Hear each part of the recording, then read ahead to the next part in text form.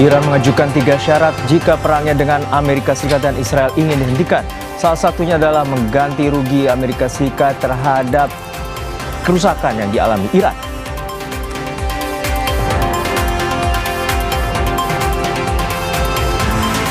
Dua 12 hari usai serangan perdana yang menyebabkan pemimpin tertinggi Iran, Ayatollah Ali Khamenei, meninggal, Presiden Donald Trump mengklaim Amerika Serikat telah memenangkan perang melawan Iran.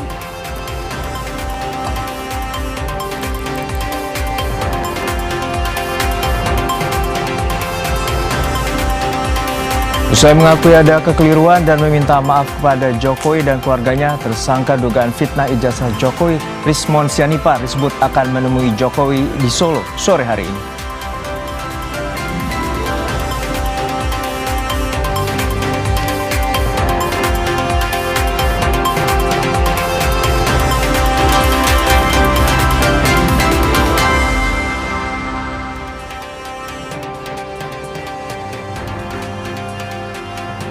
Selamat petang saudara, Anda menyaksikan program berita Kompas Petang di Kompas TV Independen Terpercaya. Bersama saya Maidop Elfrina.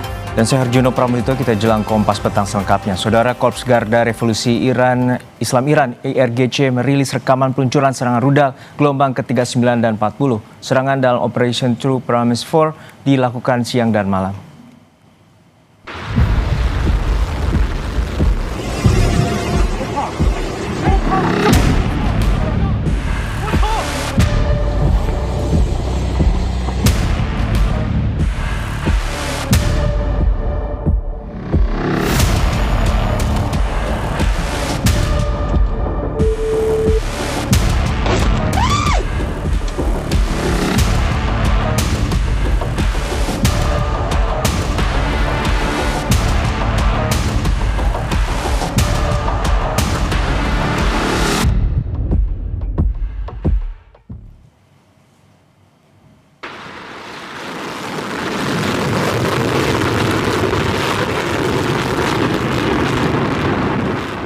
Media Iran mengutip IRGC bahwa operasi terbaru dilakukan untuk memeringati pejuang Iran, khususnya almarhum Mayor Jenderal Amir Abdul Rahim Musavi, Kepala Staf Angkatan Bersenjata Iran.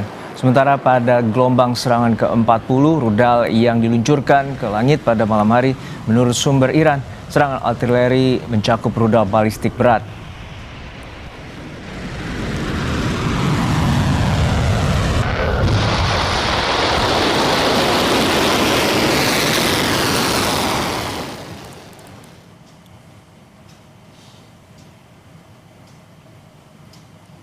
Di tengah perang melawan Amerika Serikat Israel, serangan drone Iran juga menyasar penyimpanan bahan bakar di sejumlah negara tetangga, salah satunya milik Oman. Akibat serangan itu, penyimpanan bahan bakar di Pelabuhan Salalah Aman terbakar hebat. Sejak Rabu kemarin, petugas pemadam kebakaran terus berupaya memadamkan kebakaran.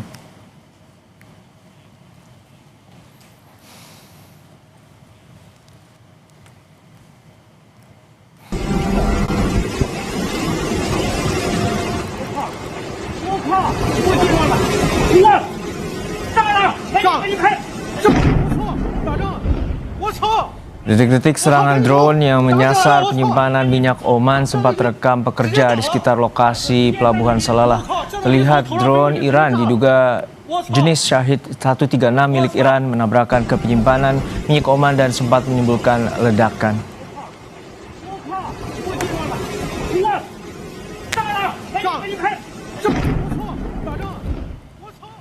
Tak hanya di Oman, Kementerian Dalam Negeri Bahrain merilis video kebakaran besar menyusul serangan Iran di kawasan Manama.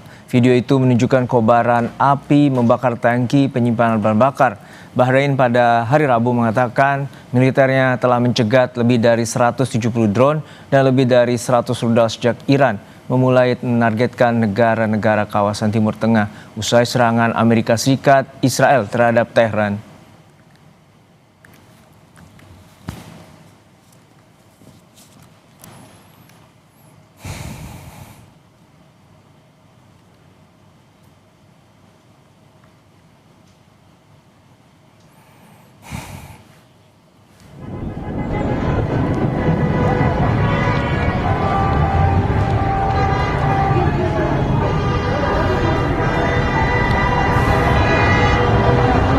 Sementara itu militer Israel mengaku bertanggung jawab atas serangan gabungan di Teheran dan Tabriz yang menargetkan pusat komando utama pemerintah Iran. Area yang dekat dengan permukiman dan aktivitas warga sipil menyebabkan kepanikan warga Iran. Belum diketahui korban akibat serangan ini. Reuters mengonfirmasi lokasi visual sesuai dengan citra satelit dan citra arsip.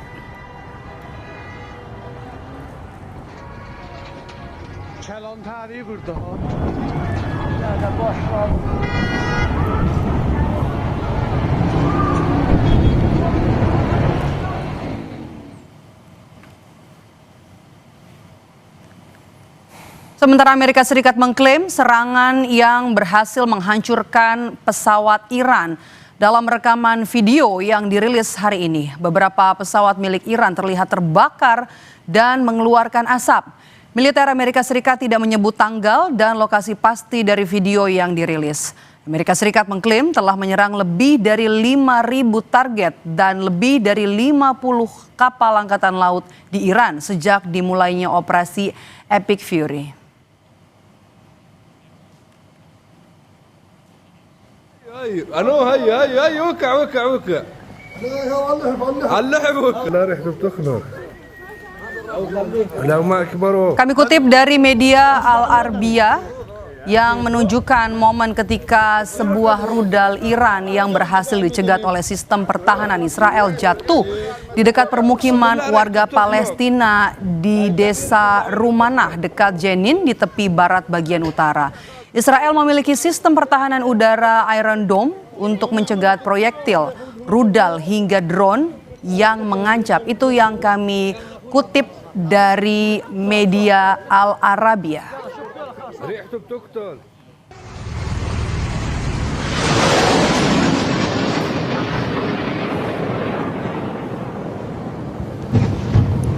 Oke. Video amatir yang dirilis media Iran Press TV terlihat menampilkan sebuah rudal yang disebut sebagai Iron Dome Israel gagal mencegah serangan misil Iran ke Tel Aviv, Israel. Iron Dome Israel meledak dan jatuh ke kota Tel Aviv. Iran dibantu Lebanon meluncurkan sejumlah misil untuk menyerang sistem pertahanan Iron Dome Israel.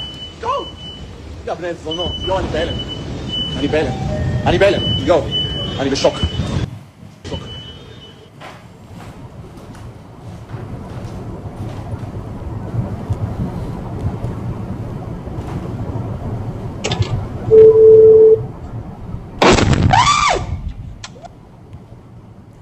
Sementara itu, saudara, kelompok pro-Iran Hizbullah menghancurkan fasilitas komunikasi satelit milik Israel yang berada di Lembah Ela atau terletak sekitar 160 km dari perbatasan Lebanon.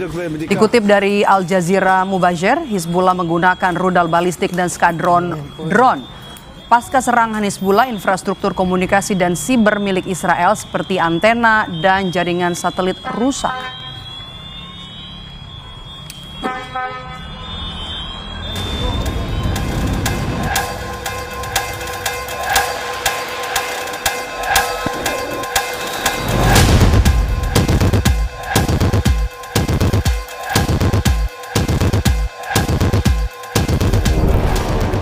Perang antara Amerika Serikat Israel dengan Iran terus memanas. Amerika meluncurkan serangan melalui udara dan laut.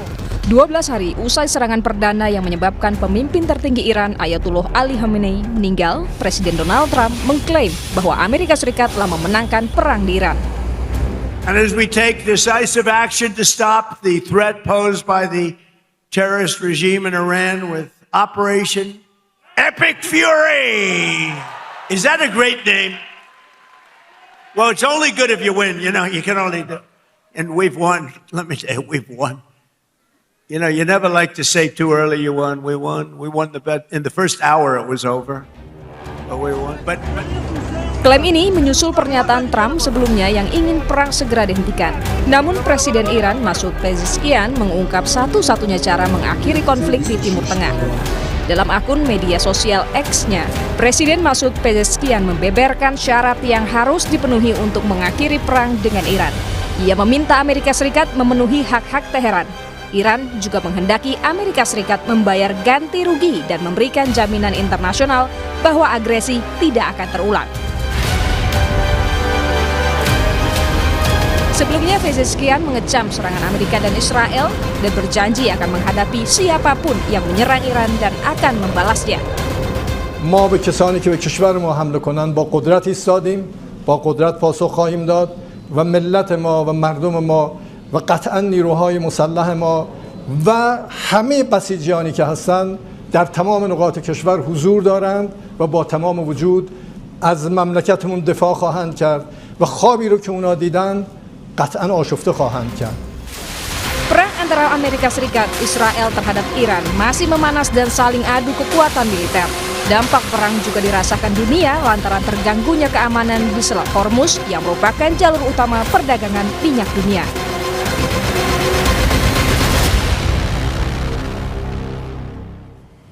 Usai jeda, saudara, tersangka kasus tudingan ijazah palsu Rismon Sianipar meminta maaf ke Jokowi dan keluarganya.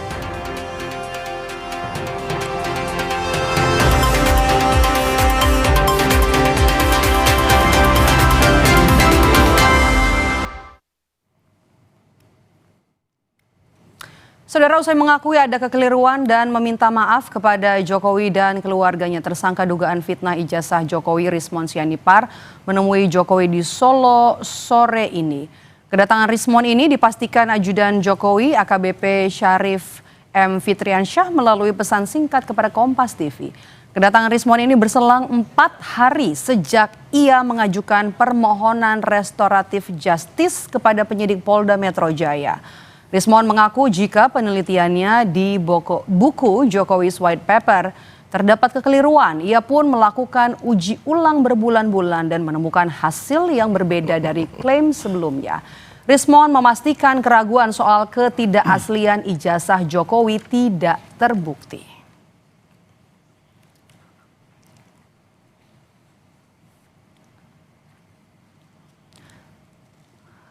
Tersangka kasus tudingan ijazah palsu Rismon Sianipar meminta maaf kepada Jokowi dan keluarga usai mendapatkan temuan terbaru dalam penelitiannya soal ijazah.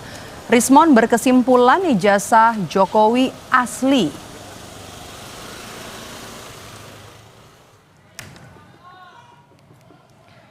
Usai mengakui ada kekeliruan dalam penelitiannya, Rismon Sianipar mengajukan permohonan penyelesaian perkara melalui mekanisme restoratif justice kepada penyidik. Senin lalu di Reskrimum Polda Metro Jaya, Kombes Imani Madudin menyebut saat ini polisi tengah menindaklanjuti permohonan Rismon. Bang, boleh depan sini, Bang. Depan sini, Bang. Depan sini, Bang. Saya sebagai peneliti secara terbuka mengatakan ada koreksi-koreksi akibat data yang tidak lengkap, akibat rotasi atau translasi maupun resolusi pada data yang saya uji. Saya sebagai peneliti menyatakan minta maaf secara gentleman kepada keluarga Bapak Jokowi. Saya uji ulang dalam 2 bulan terakhir ini. Ya, terkait dengan watermarks, terkait dengan emboss, terkait dengan uji overlay, terkait dengan uji overlapping dalam toleransi tertentu. Ya, membuktikan ya, authenticity dokumen menjadi tidak terbukti. Ya, authenticity maksudnya permasalahan authenticity, keaslian dokumen itu secara digital forensik menjadi tidak terbukti. Merespons keputusan rekan penelitiannya di kasus ijazah, Roy Suryo mengaku tidak mengetahui adanya perubahan sikap dari Rismon. Pasalnya saat acara peluncuran buku Dr. Tifa di bulan Februari, sikap Rismon masih sama dengan dirinya. Meski begitu, Roy Suryo menegaskan tidak akan mundur dalam kasus ini.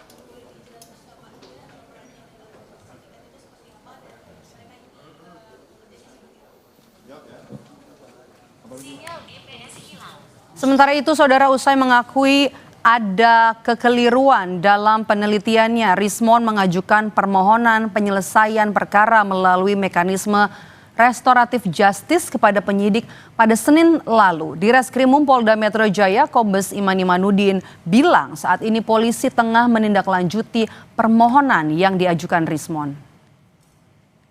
Beberapa hari yang lalu atau seminggu yang lalu yang bersangkutan saudara RHS ini bersama dengan pengacaranya menyampaikan permohonan fasilitasi restoratif justice kepada penyidik. Dan kami sebagai fasilitator penyidik sudah melakukan upaya dan sedang melakukan upaya untuk memfasilitasi permohonan yang disampaikan oleh tersangka RHS. Dan hari ini saudara RHS bersama dengan lawyernya datang ke kami untuk menanyakan perkembangan permohonan restoratif justice yang diajukan oleh saudara RHS dengan kesadarannya. Sementara itu, salah satu tersangka dari klaster 2 di kasus ijazah Jokowi, Rismon Sianipar, mengaku ada kekeliruan dalam penelitiannya yang tertuang dalam buku Jokowi's White Paper. Rekan Roy Suryo ini akhirnya meminta maaf kepada Jokowi sekaligus memutuskan penyelesaian perkara lewat jalur restoratif justice. Lalu bagaimana kelanjutan kasus ijazah Jokowi? Akankah Roy Suryo dan juga Dr. Tifa bertahan atau akan ikut ajukan restoratif justice? Kita bahas petang ini bersama dengan tersangka dugaan fitnah ijazah Jokowi, Roy Suryo, sudah di sebelah kanan saya, dan juga Ketua Umum Jokowi Mania, Andi Aswan. Selamat petang. Selamat petang. Andi, selamat petang Bapak-Bapak. Selamat petang. Sehat ya? Alhamdulillah. Alhamdulillah Menarik. sehat. Nih, saya mau ke Mas Roy dulu. Ya. Mas Roy, tidak akan bergeser sedikit pun dalam kasus ini. Hal ini juga kan yang pernah disampaikan oleh Rismon, tapi toh akhirnya menyerah juga. Apakah ada tekanan? Itulah makanya perlu diklarifikasi dengan yang bersangkutan. Istilahnya kalau di bulan suci Ramadan ini mungkin yang bersangkutan perlu tabayun. Tapi artinya kalau statement saya di Polda Metro tadi juga jelas ya, bahwa apa yang dilakukan oleh Rismon ini karena di bulan suci Ramadan, ya moga-moga dia dapat hidayah lah gitu. Moga-moga ya atas sikapnya ini. Biarkan saja ya, bahwa kami mengatakan, ya saya terutama mengatakan tidak akan mundur 0,01% pun. Ya, kenapa? Karena itu sisanya yang 99,9%. Gitu ya. Tidak akan mundur dan insya Allah kami semua tetap amanah. Ada tekanan nggak, Mas Roy? Oh, kalau tekanan dari dulu tekanan, dan disinilah kelihatan mana yang ditekan melembek, ya, mana yang kemudian ditekan tetap kuat. Insya Allah rakyat bersama kita, insya Allah Tuhan Yang Maha Kuasa juga bersama kita. Clear gitu. Oke, saya mau ke Bung Andi. Bung Andi, kita tahu kan Rismon sangat berapi-api gitu ya untuk bisa menginvestigasi ijazahnya Pak Jokowi, skripsinya Jokowi. Kalau tiba-tiba diajukan restoratif justice ini menimbulkan tanda tanya, kok bisa layu sebelum berkembang? Ya, ini memang menarik, berita besar juga. Saya seminggu yang lalu memang ditelepon oleh Pak Jokowi melalui ajudan mengenai permintaan restoratif justice dari Rismon. Dan saya bertemu dengan Bapak itu hari Jumat di Solo. Jumat kemarin. Kita berdiskusi tentang permintaan dari saudara Rismon untuk restoratif justice ya. Banyak aspek yang kita diskusikan itu, baik aspek politik dan sebagainya. Karena biar bagaimanapun juga kita kan juga memperkarakan mengenai ijazah yang diduga palsu ya, S2 dan S3 di Yamaguchi itu. Itu kan juga salah satu yang perlu kita diskusikan juga. Dan selain itu juga secara pribadi saya juga ada yang kita laporkan di Polres Jakarta Selatan. Ya, memang dalam KUHP baru kan memang ada tersangka mediasi dan kemudian restoratif justice untuk itu. Kalau memang seorang peneliti tidak semuanya itu adalah absolut benar kan, pasti ada kesalahan-kesalahan yang dibuat. Kalau kita tinjau dalam aspek dari ilmiah atau ilmuwannya kan begitu. Nah, kalau dikatakan apakah permintaan restoratif justice ini sekonyong-konyong, Ya saya tidak tahu itu ada haknya dia kan, tapi dia memanfaatkan itu. Ya kalau ada tekanan saya rasa tidak ada tekanan untuk itu. Saya jelaskan tidak ada tekanan untuk itu. Kalau misalnya Sudah dijawab nih. ya, tidak ada tekanan untuk itu haknya dia. Tidak ada kan. tekanan ya. Karena kita juga kaget, karena Pak Jokowi juga kaget. Kalau Pak Bisa Jokowi aja nggak kaget, orang-orang ya pasti main sinetron. kaget juga.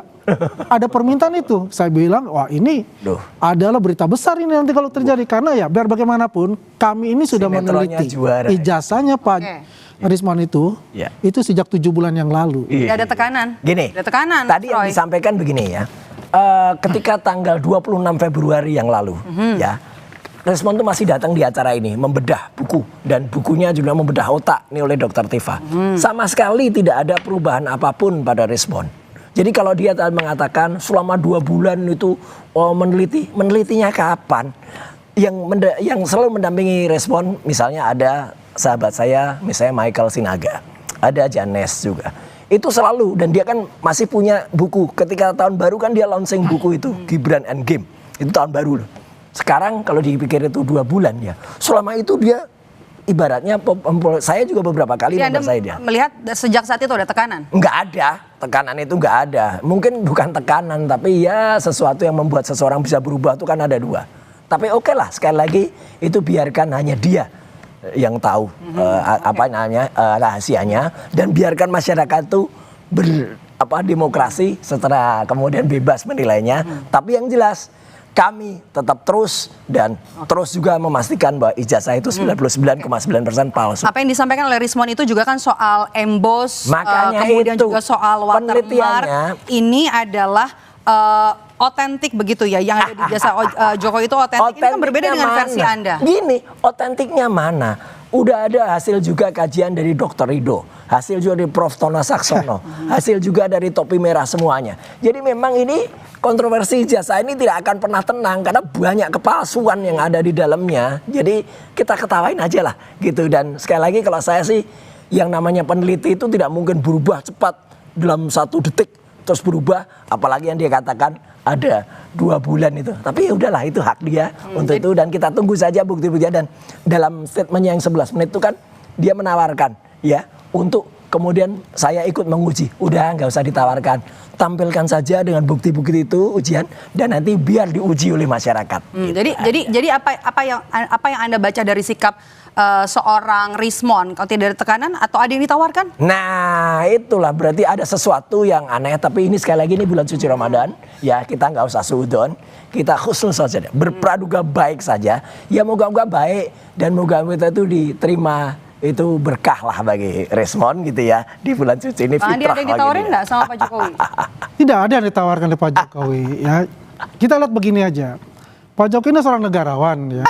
Dan dia ini kan hatinya kan terbuka sekali.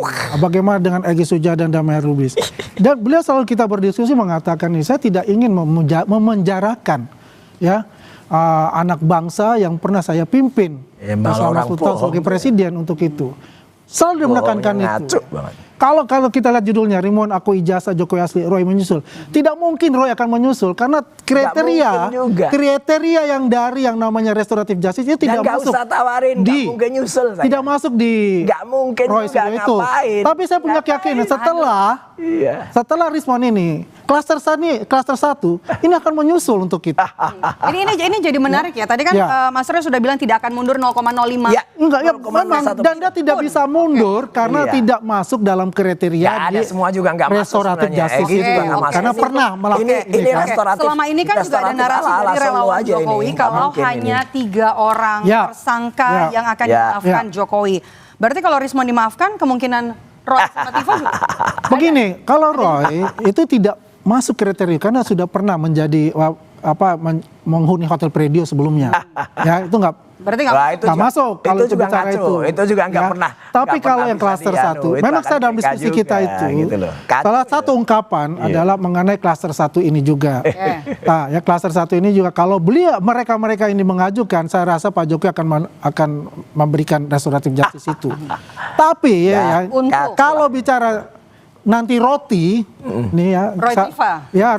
roti sobek, roti Roy Nah, yang Tipaso jelas bukan? nggak perlu Ya ini ditawar-tawarin dan saya nggak butuh katakan, maafnya. ya saya katakan dan Saya juga nggak butuh maaf dia. teman-teman Ya, semua nggak nih usah lah, relawan. restoratif justice Ya, walaupun ala-ala begitu, Solo ini ngaco. ya, Nah, ya kita nggak usah. tetap membutuhkan, Pak Jokowi itu membutuhkan ruang publik, yaitu Walah, ruang hakim. publik mana bohong. Ya, ke Datanglah apa ke sidang pengadilan CLS. untuk Pengadilan mengetes CLS dia nggak pernah ya yang datang. namanya Bohong ijazah saja. asli beliau ini 7 yang kali memang sidang dalam CLS. ranah pidana, Jokowi bukan itu di bohong. CLS. CLS itu Nggak tidak pernah masuk, datang. itu Nggak adalah bisa. Sidangnya mana? sidang Nggak untuk ada. yang namanya Sidang institusi, pengujian itu CLS, gitu loh. itu loh. Sidang Nggak utamanya, ada. Nggak yaitu ada nanti itu, setelah ngaco P21 Ngaco. dan saya punya Ada keyakinan diuji. di bulan Ayo, April dia harus itu mengucapkan sudah sumpah masuk memutus. di sidang pengadilan. CLS. Begitu, Mbak. Nggak ada. Di pengadilan. Sidang CLS. Mas Roy itu masih pengadilan, yakin Mbak. nggak?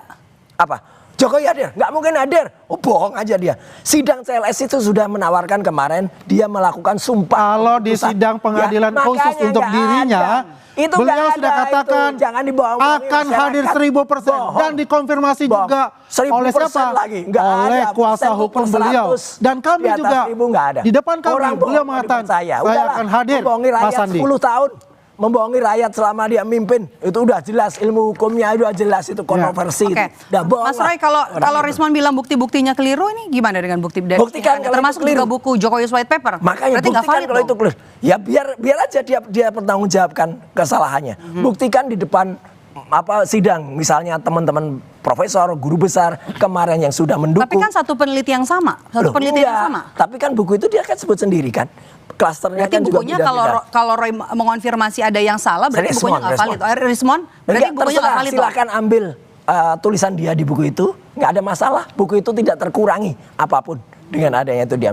Bagi kami santai saja. Ilmunya kan juga beda-beda. Jadi artinya yang bisa menghentikan itu kan artinya bukan hanya respon gitu. Respon nggak bisa menghentikan apa-apa. Tapi sekali lagi ya, saya berdoa saja ini bulan suci Ramadan dia dapat hidayah lah. Dan tercerahkan nanti. Sekarang tinggal Anda nih, Roy Suryo dan juga Dr. Tifa yang memilih terus maju. Apakah Anda masih dengan bukti-bukti penelitian Anda meski Risma sudah mengakui kalau itu jelas. kan asli? Kami tidak akan asli. bergeser, apalagi sudah didukung dengan banyaknya ahli-ahli dan juga tidak hanya ahli biasa, itu ada profesor, doktor yang benar dan juga yang lain-lain yang ada di belakang kami. Jadi itu clear saja, kita nikmati saja ini dan sampai kalau guyonnya masyarakat tuh sampai Iran dan Amerika saja menyatakan ini tidak akan berhenti ya sebelum Jokowi menunjukkan ijazah asli. Itulah. Saya mau ke Jadi terus Bang Andi. kita Bang Andi jaga. kan ada pertemuan sore ini. Ada tamu spesial yang Pak Jokowi bilang Kita kan, tunggu tamunya. di Solo di rumahnya Pak Jokowi. Ya. Rismon. Iya, kan sudah dikatakan juga oleh pengacaranya bahwa mereka akan bertemu dengan Pak Jokowi Hari ini, hari berarti ya, ini, Rismon ya? Rismon dan pengacaranya kan, dan pengacara Pak Jokowi juga sudah diminta untuk hadir di sana. Kemarin kita salah satu Makin seru sandiwaranya, Mbak. Pak Jokowi itu sama-sama di satu stasiun TV sebelah dia mengatakan itu untuk itu. Ya buat kami ya relawan semua ya. Suatu keputusan apapun yang telah nanti diputuskan oleh Pak Jokowi ya kita mengikuti untuk itu. Yang jelas begini, bahwasanya untuk ijazah itu sendiri kan ada case yang lain juga ya kan, case yang lain juga itu mengenai ijazah yang diduga palsu milik Rismon itu yang di Yamaguchi itu juga. Tapi kita melihat dari aspek yang saya katakan tadi bahwa Pak Jokowi ini ada seorang negarawan dan mempunyai hati yang besar ya untuk memaafkan anak bangsa yang ingin meminta maaf kepada beliau. Ya, proses-proses hukum di luar dari kasus ijazah beliau ya ini tetap dong harusnya dilaksanakan. Ya udah benar itu. Ya, karena itu begini, masalah ini adalah berbeda case juga karena case yang satu ini ada case yang masuk kriminal untuk itu. Udah, ya. Tapi yang jelas begini, ijazahnya tetap saya salut lah ya bahwa Rismon itu akhirnya mengakui ya kapasitas dia mengatakan bahwa dia seorang ilmuwan, bahwa dia melakukan selama ini penelitiannya ini ya quote unquote itu adalah penelitian abal-abal menurut saya.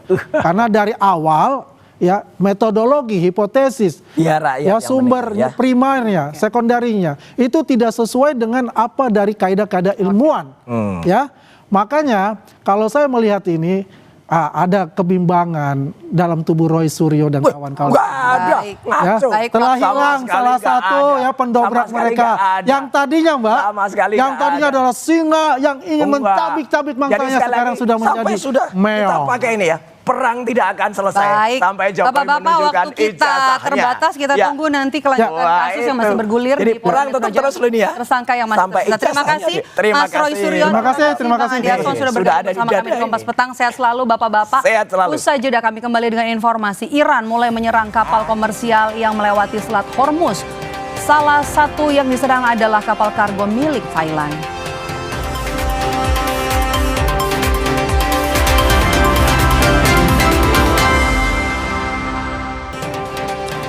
Kembali di Kompas Petang, Saudara. Iran mulai menyerang kapal komersial yang melewati Selat Hormuz. Salah satu yang diserang ialah kapal kargo milik Thailand. Kapal kargo Thailand di Selat Hormuz rusak dan terbakar akibat serangan Iran pada hari Rabu. 3 awak kapal dilaporkan hilang, sementara 20 orang lainnya berhasil diselamatkan oleh Angkatan Laut Oman. Serangan Iran terhadap kapal komersial di sekitar Selat Hormuz dan Bandara Internasional Dubai meningkat. Sebelumnya, militer Iran mengancam tidak akan mengizinkan kapal apapun yang membawa minyak untuk kepentingan Amerika Serikat atau sekutunya melewati Selat Hormuz dan memperingatkan kapal itu bisa menjadi target serangan. جمهوری اسلامی ایران به دلیل در دست داشتن ابتکار در تنگه هرمز نیازی به بستن آن تنگه ندارند و بسته شدن تنگه هرمز به دلیل شرایطی است که آمریکا و صهیونیست‌ها بر کشورهای جهان تحمیل کردند و البته پرقدرت تکرار می‌کنیم هرگز اجازه نمی‌دهیم حتی 1 لیتر نفت به نفع آمریکا و صهیونیست‌ها و شرکای آنها از تنگه هرمز عبور کند و هر شناوری که شناور و یا محموله نفتی آن برای آمریکا و رژیم صهیونیستی و شرکای متخاصم آنها باشد هدف مشروع ما خواهد بود.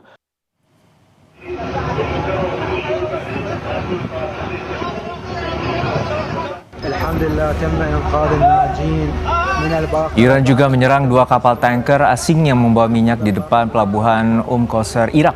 2 kapal ini baru saja memuat bahan bakar dari pelabuhan Iran sebelum diserang. Akibat serangan, Irak menghentikan operasional di terminal minyak di negara itu. Pejabat Irak menilai insiden ini sebagai pelanggaran terhadap kedaulatan negara karena serangan terjadi di perairan teritorial Irak.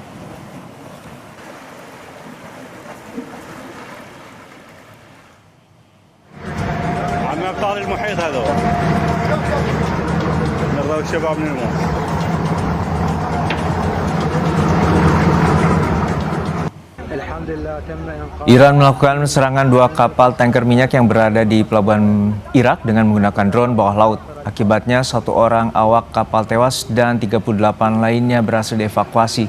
Kapal yang terbakar adalah Cyprus berbendera Malta dan Safe Sea Vishnu berbendera Marshall.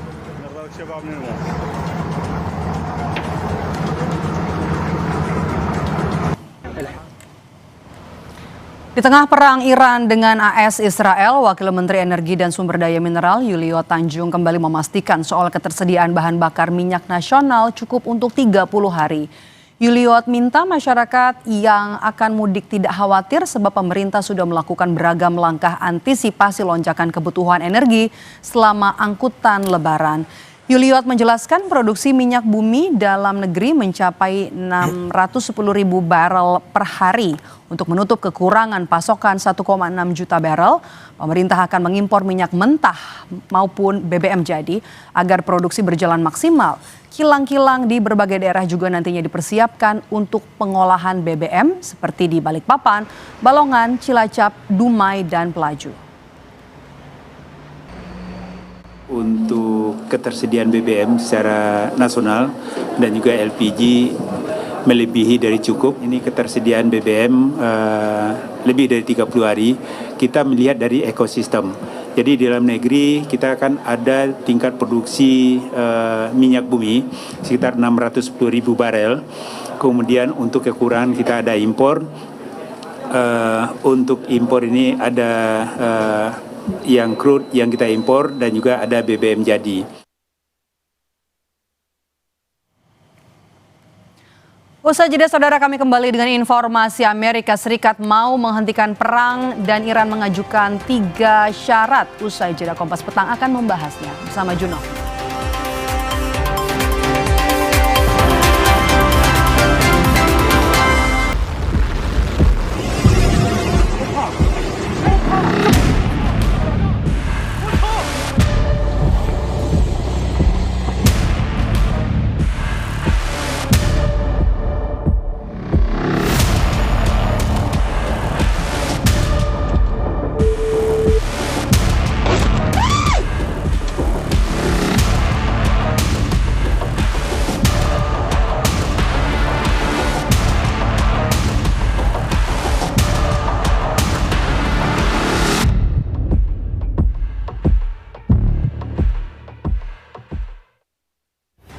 Korps Garda Revolusi Islam Iran IRGC merilis rekaman peluncuran serangan rudal gelombang ke-39 dan 40. Serangan dalam Operation True Promise 4 dilakukan siang dan malam.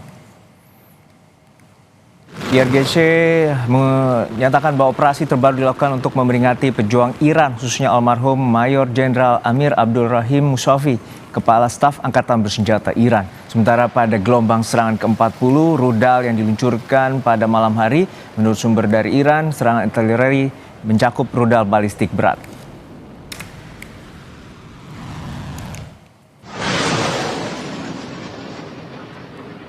Video amatir yang dirilis media Iran, Press TV, terlihat menampilkan sebuah rudal yang disebut sebagai Iron Dome Israel gagal mencegah serangan misil Iran ke Tel Aviv. Iron Dome Israel meledak dan jatuh ke kota Tel Aviv. Iran dibantu Hizbullah Lebanon meluncurkan sejumlah misil untuk menyerang sistem pertahanan Iron Dome Israel.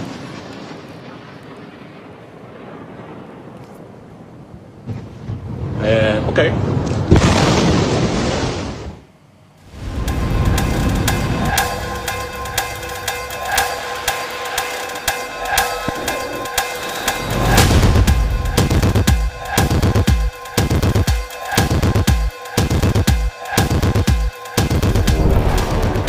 Perang antara Amerika Serikat Israel dengan Iran terus memanas. Amerika meluncurkan serangan melalui udara dan laut. 12 hari usai serangan perdana yang menyebabkan pemimpin tertinggi Iran Ayatollah Ali Khamenei meninggal, Presiden Donald Trump mengklaim bahwa Amerika Serikat telah memenangkan perang di Iran. And as we take decisive action to stop the threat posed by the terrorist regime in Iran with Operation Epic Fury. Is that a great name? Well, it's only good if you win. You know, you can only do. And we've won. Let me tell you, we've won. You know, you never like to say too early you won. We won. We won the bet. In the first hour, it was over. But we won. But Klaim ini menyusul pernyataan Trump sebelumnya yang ingin perang segera dihentikan. Namun Presiden Iran Masoud Pezeshkian mengungkap satu-satunya cara mengakhiri konflik di Timur Tengah. Dalam akun media sosial X-nya, Presiden Masoud Pezeshkian membeberkan syarat yang harus dipenuhi untuk mengakhiri perang dengan Iran. Ia meminta Amerika Serikat memenuhi hak-hak Teheran. Iran juga menghendaki Amerika Serikat membayar ganti rugi dan memberikan jaminan internasional bahwa agresi tidak akan terulang.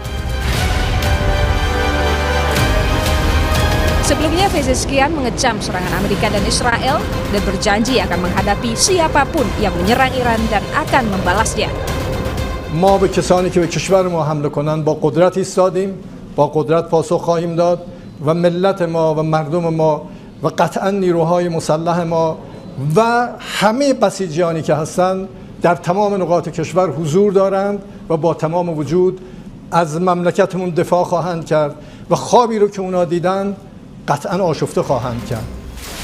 Perang antara Amerika Serikat Israel terhadap Iran masih memanas dan saling adu kekuatan militer.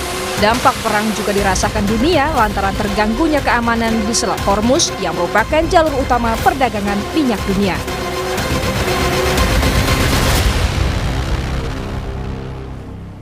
Amerika Serikat mengklaim memenangi peperangan dan sementara Iran mengatakan perang masih akan berlanjut dan berlangsung lama. Penguasa Iran mengajukan 3 syarat jika perang ingin dihentikan. Salah satunya meminta pergantian kerusakan akibat perang dan serangan Amerika Serikat Israel terhadap Iran.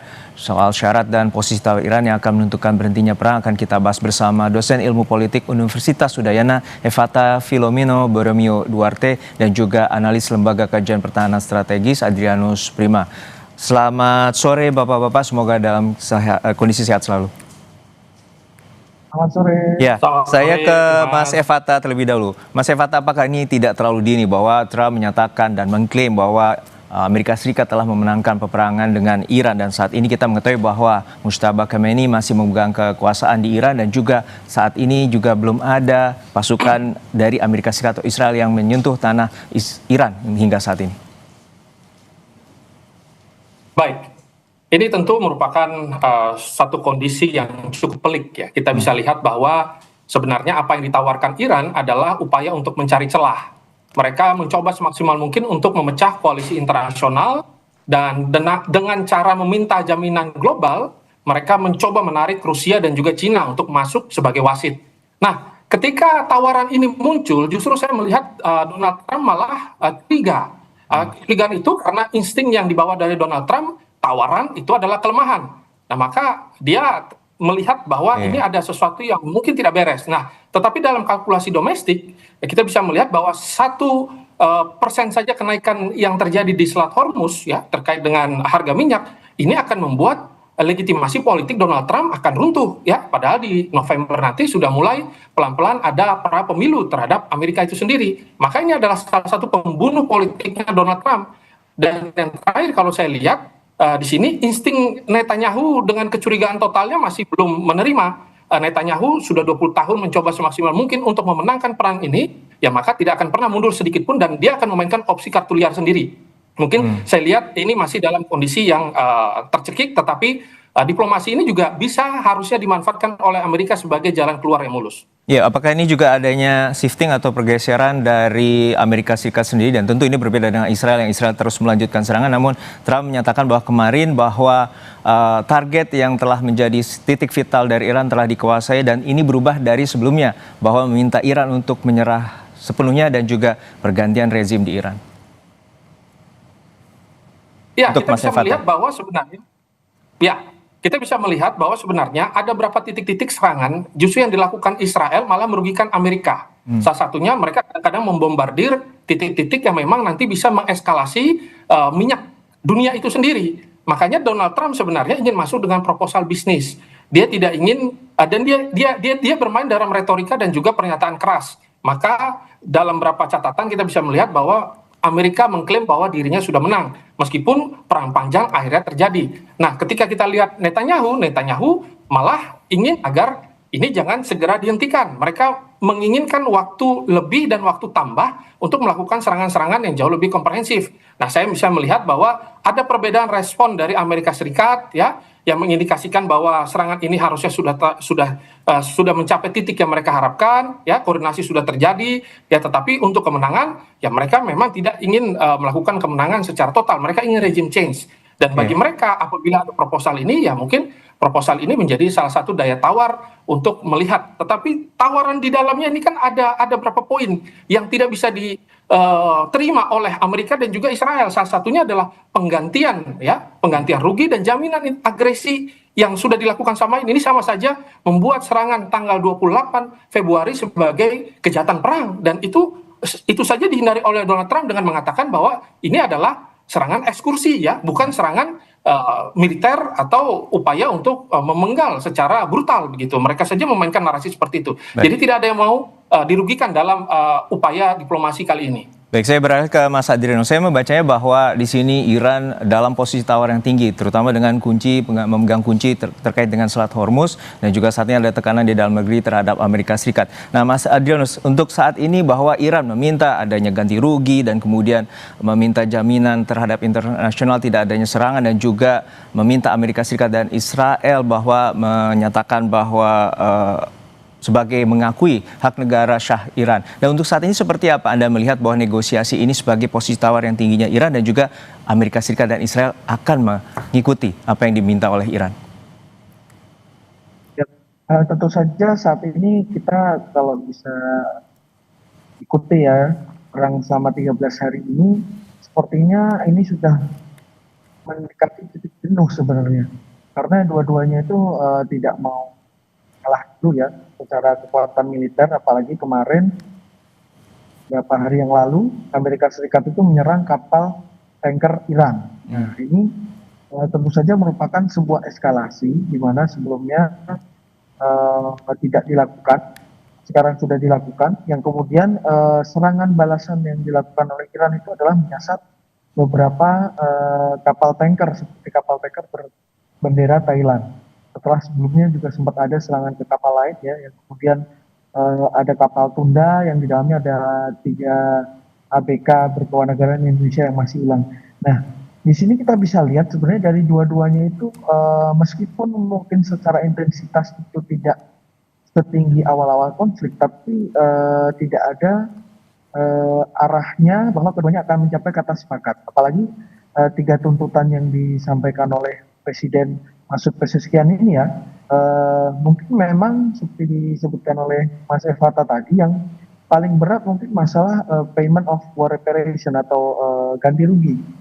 Jadi tentu saja itu berarti kan Amerika dan Israel mengakui bahwa mereka melakukan kesalahan. Itu mungkin hal yang sangat berat. Tapi yang poin pertama patut juga kita highlight bahwa pengakuan tentang hak legitimasi Iran. Nah, apa sih yang dimaksud? Nah, di dalam penjelasannya ternyata ini adalah salah satu hak untuk mempertahankan diri dan juga hak untuk memperkaya uranium untuk kepentingan damai. Jadi sebenarnya kalau kita lihat ke belakang ya, dengan dulu perjanjian yang ditandatangani Barack Obama dulu ya, itu kan sebenarnya ada komitmen Iran untuk menggunakan nuklirnya untuk kepentingan damai, dan itu juga sempat ibaratnya seperti diakui atau disertifikasi oleh pemerintahan Trump yang pertama. Tapi ternyata Trump yang kedua tiba-tiba membatalkan sedikit. Nah, di sini akan menjadi kontradiktif juga di poin ketiga, di mana kita sama-sama tahu bahwa Donald Trump itu pernah bilang bahwa dia tidak butuh hukum internasional.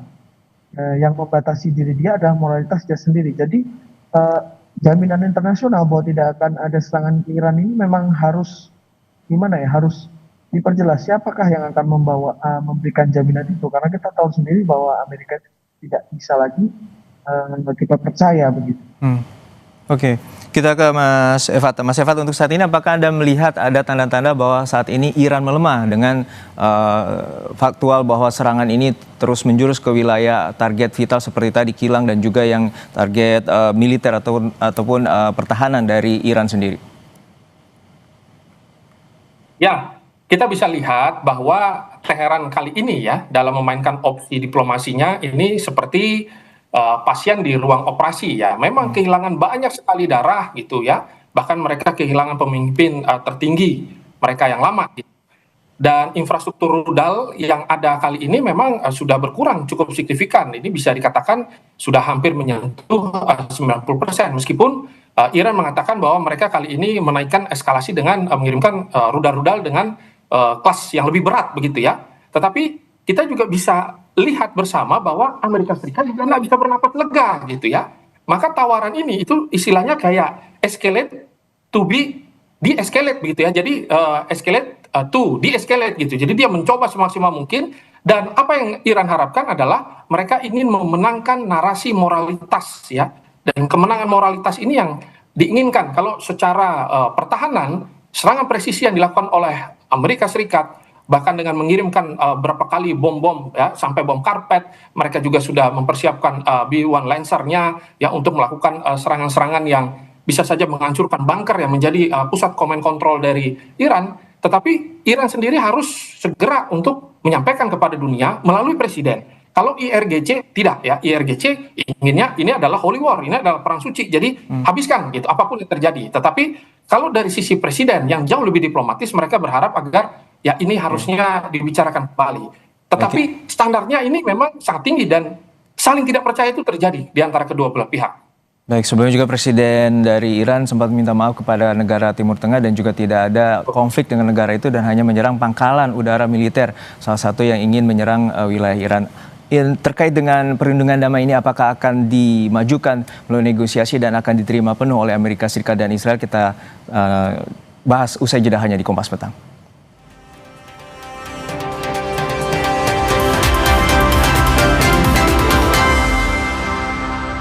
Amerika Serikat mengklaim serangan yang berhasil menghancurkan pesawat Iran dalam rekaman video yang dirilis hari ini. Beberapa pesawat milik Iran terlihat terbakar dan mengeluarkan asap. Militer Amerika tidak menyebut tanggal dan lokasi pasti dari video yang dirilis. Amerika Serikat mengklaim telah menyerang lebih dari 5.000 target dan lebih dari 50 kapal Angkatan Laut Iran sejak dimulainya operasi Epic Fury.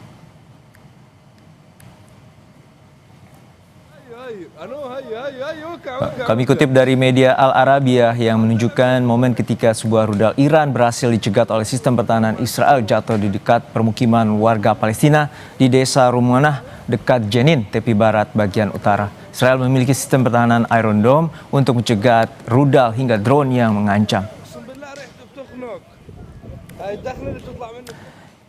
Kita akan membahas kembali terkait dengan situasi terkini perang antara Amerika Serikat, Israel, dan juga Iran bersama dengan dosen ilmu politik Universitas Udayana, Evata Filomeno Borromeo Duarte, dan juga analis Lembaga Kajian Pertahanan Strategis, Mas Adrianus Prima. Kami ke Mas Evata terlebih dahulu. Mas Evata, bahwa Presiden Iran Masoud Pezeshkian telah menyatakan ingin perdamaian, namun ia menegaskan bahwa Iran tetap akan membalas bila Amerika Serikat dan Israel terus melancarkan serangan. Dan menurut Anda, apakah proses perdamaian ataupun negosiasi ini akan terwujud dalam waktu dekat? Baik, dalam waktu dekat untuk berapa tuntutan yang diberikan ya terkait dengan satu, pengakuan mereka ya, terus juga ganti rugi dan bagaimana perlindungan.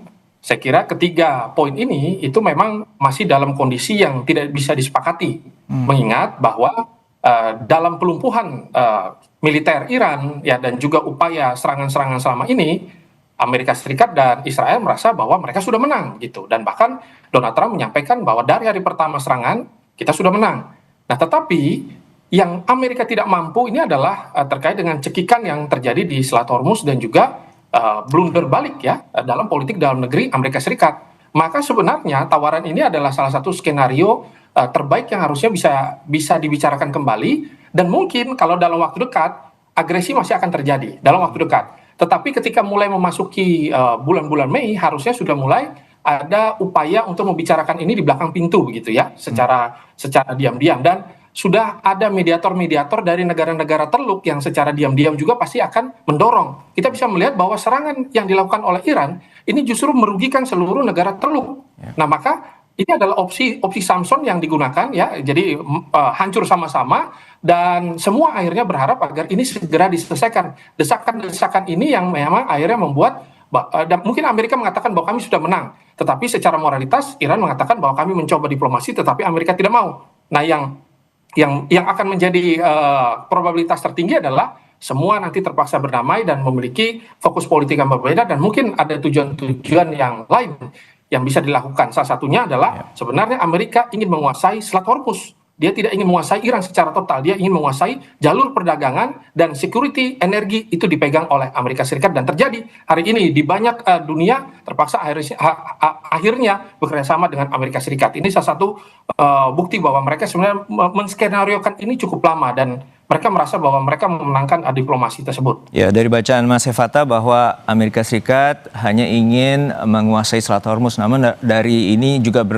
berbeda dengan objektifnya yang dimiliki oleh Israel untuk mengganti rezim dari Iran sendiri. Untuk dari Mas Adrianus sendiri melihat bahwa saya bacakan kembali bahwa Iran menginginkan syarat perdamaian, yaitu Amerika Serikat Israel mengakui hak negara Iran dan juga Amerika Serikat Israel harus membayar ganti rugi masa peperangan terakhir, dan juga jaminan internasional tidak ada serangan kembali terhadap Iran. Menurut Mas Adrianus, untuk saat ini seperti apa? Amerika Serikat telah goyah dan mengalami bahwa objektivitasnya untuk menguasai Selat Hormuz, setidaknya objek vital dari Iran telah dilumpuhkan, dan juga Israel saat ini ingin adanya pergantian rezim di Iran. Ini memang sepertinya masih belum jelas sebenarnya tujuan akhir dari perang itu apa, gitu kan? Karena Donald Trump sendiri beberapa hari yang lalu sempat bilang perang ini sebentar lagi akan selesai, tapi kemudian dia merevisi lagi, kita akan hancurkan Iran sampai mereka tidak bisa membangun kembali. Nah, di sini ternyata ada juga salah satu pejabat di pemerintahan Amerika yang menyatakan bahwa kita akan menguasai Pulau Iran yang dimana di dalamnya terdapat penyimpanan minyak jutaan barel.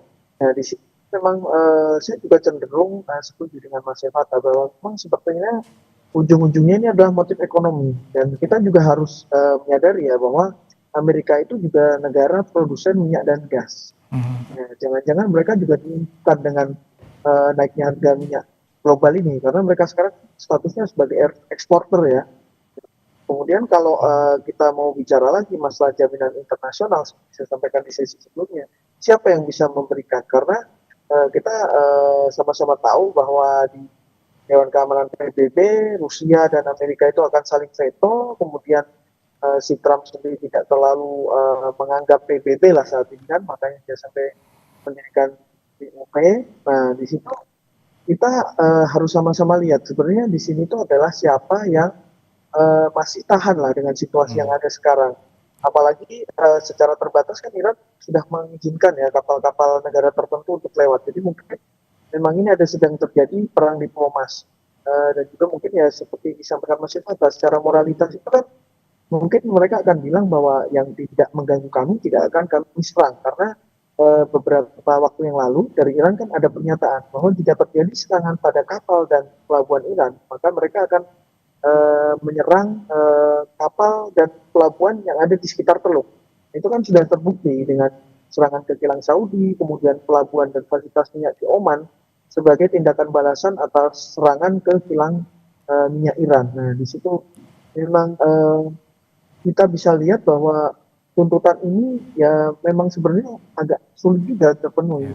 Dan saya cenderung setuju bahwa ini adalah escalate to de-escalate. Karena pada ujungnya bisa mencari jalan keluar yang paling soft lah, baik untuk politik internal di Amerika maupun di dunia internasional. Escalate to de-escalate. Kita menuju ke Mas Evata. Mas Evata, kita mengetahui bahwa kedua belah pihak tentu ini dalam sisi logistik, peperangan juga semakin berkurang, rudal Iran juga semakin berkurang, ditambah lagi objek-objek mereka yang juga dari sisi pertahanan juga mulai berkurang. Untuk saat ini pengajuan terkait dengan proses perdamaian telah dimajukan oleh Presiden Iran dan juga Donald Trump menyatakan telah memenangi atau mengklaim memenangi peperangan. Untuk saat ini apakah ada cara bahwa untuk berunding ini tentu posisi tawar tertinggi adalah negosiasi tertinggi. Namun apakah ada nanti juru runding yang dilibatkan? Menurut Anda pihak mana? Apakah Rusia, China, ataupun dari pihak lain?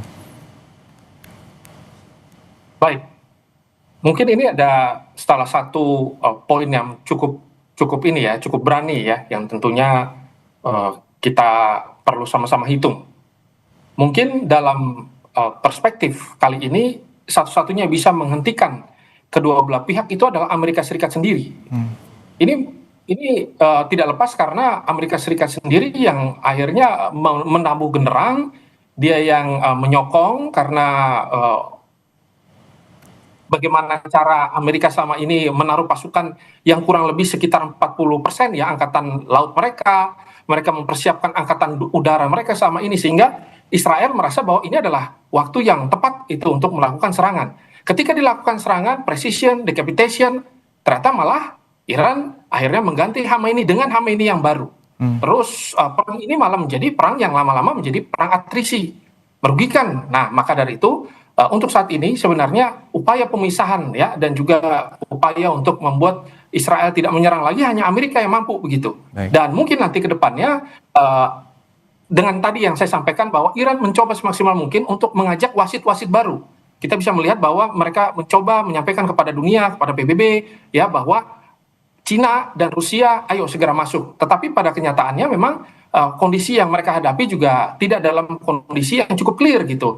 Mau mendukung ataukah masih dalam zona abu-abu. Maka ini yang tentunya masih sangat sulit dan mungkin kartu-kartu liar yang bisa saja muncul ini tentu tidak lepas karena masalah kekuatan militer yang hanya bisa menghentikan perang ini, bukan terkait dengan diplomasi biasa. Mungkin kalau diplomasi biasa ya bisa kayak dari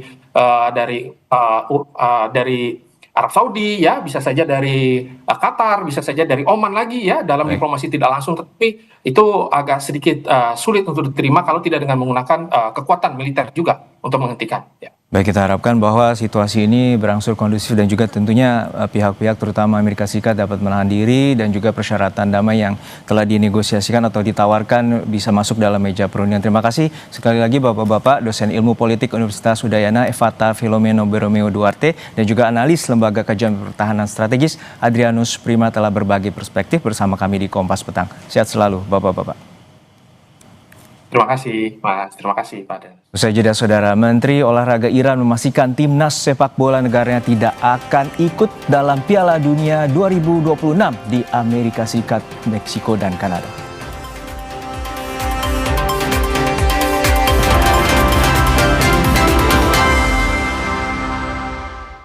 Saudara, perang juga berdampak pada timnas sepak bola Iran yang lolos Piala Dunia 2026 di Amerika Serikat, Meksiko, dan Kanada.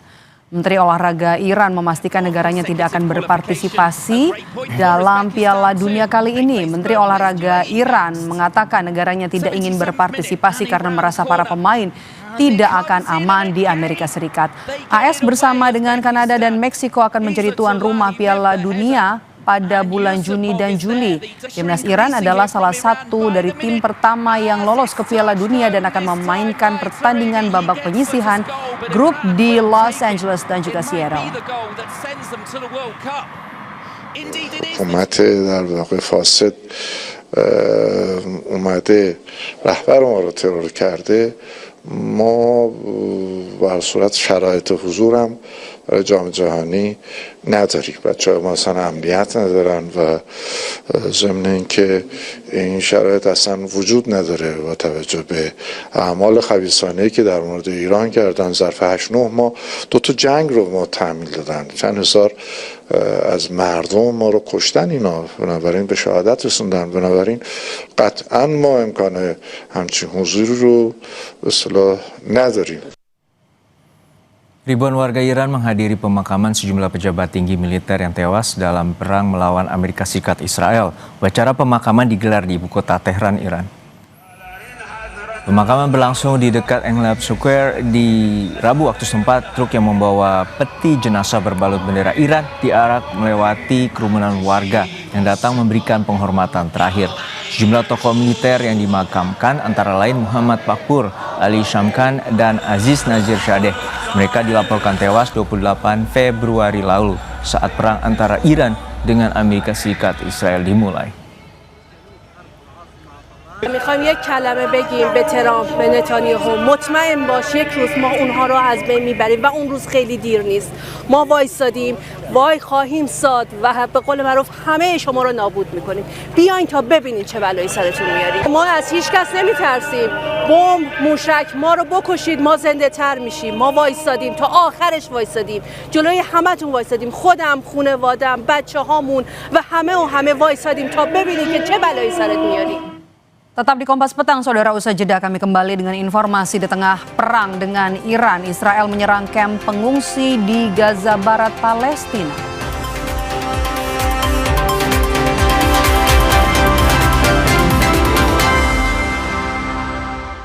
Serangan udara Israel menghantam kamp pengungsi di Gaza Barat. Akibatnya tenda-tenda pengungsi terbakar. Kebakaran terjadi di tenda pengungsian Palestina di kamp pengungsi Al-Ansar setelah serangan Israel menargetkan daerah itu pada hari Rabu waktu setempat. Kamp tenda tersebut dihantam 3 kali. 2 serangan pertama adalah serangan peringatan dan yang terakhir adalah serangan besar yang memicu kebakaran hebat. Direktur Layanan Kesehatan dan Unit Ambulans Darurat Faris Afane mengatakan Israel melanggar gencatan senjata setiap hari dan menargetkan warga sipil di kamp pengungsian.